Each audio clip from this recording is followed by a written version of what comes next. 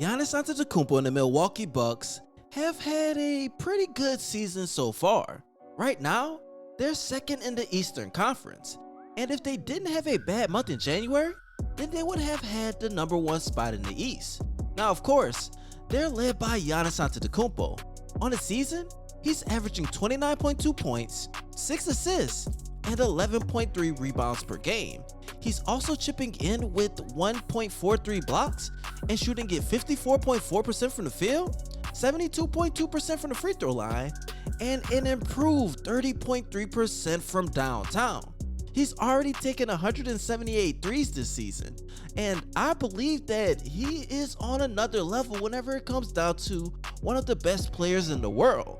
He's able to be a two-way player, actually have a positive impact, especially on the defensive side of the ball, where in today's NBA, that is completely underrated. Whenever it comes down to his running mates, he has Khris Middleton, who's averaging 19.5 points, 5.6 rebounds, and 5.3 assists per game, while shooting at 44.2% from the field and 37.7% from downtown. And he has Jrue Holiday, one of the best defending point guards in the league. He's averaging 17.9 points, 6.7 assists, and 4.7 rebounds per game, while shooting at 50.3% from the field and 39.5% from three-point range. I really want to ask this question before I get into the trade. I want to know who is better between Jrue Holiday and Khris Middleton. Some guys are fans of Khris Middleton. Some people are fans of Jrue Holiday. They do it on both sides of the court. They're very energetic on the defensive side of the ball. They make hustle plays. They're just complementary to Giannis Antetokounmpo. I haven't really seen a big three that complements each other so well. And I really like how the Milwaukee Bucks constructed this roster, especially with Bobby Portis. They were able to keep him on a short, small deal, but he has a great impact on the court. Now, like I said before, they missed out on PJ Tucker. They have Brook Lopez, who has missed significant time with the Milwaukee Bucks, so they know that a trade had to be necessary before the deadline today. They ended up making a 4-team trade that included the Detroit Pistons, Los Angeles Clippers, and the Sacramento Kings. The Pistons received Marvin Bagley III via Sacramento, the Clippers got Rodney Hood and Ojale from the Milwaukee Bucks, and the Bucks got Serge Ibaka, 2 future second-round picks, and cash considerations. Last but not least, the Sacramento Kings got Donte Divencenzo from the Milwaukee Bucks, Josh Jackson, and Trey Lyles from the Detroit Pistons.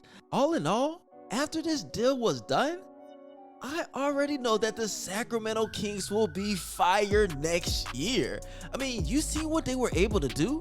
They got a lot of key players before the deadline. They were able to move Marvin Bagley III. They no longer have Buddy Hield, but they ended up getting an all-star player in Domantas Sabonis. And just the other night, he was able to do some amazing things in his first game with the Sacramento Kings. He posted 22 points, 14 rebounds, 5 assists, 1 steal, and shot 10 of 19 from the field without any real practice with that team. So I have to give them props by adding Donte Divencenzo, a guy that can be a great two-way player.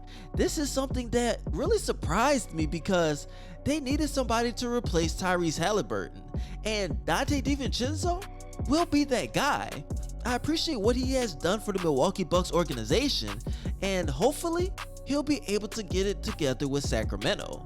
Now, whenever it comes down to the Milwaukee Bucks, they ended up getting draft compensation, cash considerations, and Serge Ibaka will be able to provide some key minutes off the bench in the playoffs.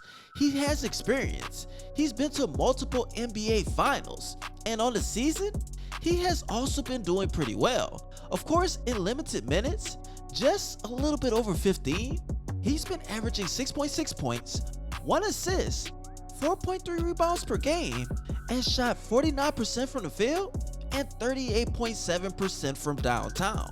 In 19 minutes of gameplay against the Milwaukee Bucks, he had 7 points and 7 rebounds, but against the Los Angeles Lakers, he had 20 points, 8 rebounds, and 2 assists. Against the Indiana Pacers, he posted a double-double with 14 points and 11 rebounds, so he still has a lot left in the tank. He will be able to get them over the hump, especially against other teams in the Eastern Conference. The Brooklyn Nets got better. The Philadelphia 76ers now have James Harden, so the Milwaukee Bucks needed to do something. Just imagine a lineup with Bobby Portis, Jrue Holiday, Khris Middleton, Serge Ibaka, and Giannis Antetokounmpo. That's insane size and defensive ability. What's most impressive is they won't have to give up any offense whatsoever because there are a lot of two-way players on this roster as of now. They still have a good supporting cast that will at least carry them along the way in some games. So let's just see how this pans out. What I really need to ask you guys is, do you think that the Milwaukee Bucks will be able to at least get to the Eastern Conference Finals? Or will they make it back to the NBA Finals once again? I'm not gonna lie, it'll be a tough road for any team in the East because the Miami Heat, Chicago Bulls, Philadelphia 76ers, and the Brooklyn Nets have came to play, and we know that the Milwaukee Bucks will need to step their game up, and I truly believe that they can do that. Now before I head out, you guys, I do have 2 questions, but first, make sure you follow me on both of my Instagram pages. Once I reach 1,100 followers, I'll be giving away an NBA jersey of your choice, and make sure you follow my main ScottyIce page. Once I reach 11,000 subscribers, I'll be giving away another NBA jersey. All you have to do is comment jersey in my DMs. Make sure you turn on those post notifications so you don't miss a video, and you'll always get some great NBA content on a consistent basis. Now, the questions that I have for today is, 1. Do you think that the Milwaukee Bucks can be number 1 in the Eastern Conference? And who do you think will be their toughest opponent in the NBA playoffs?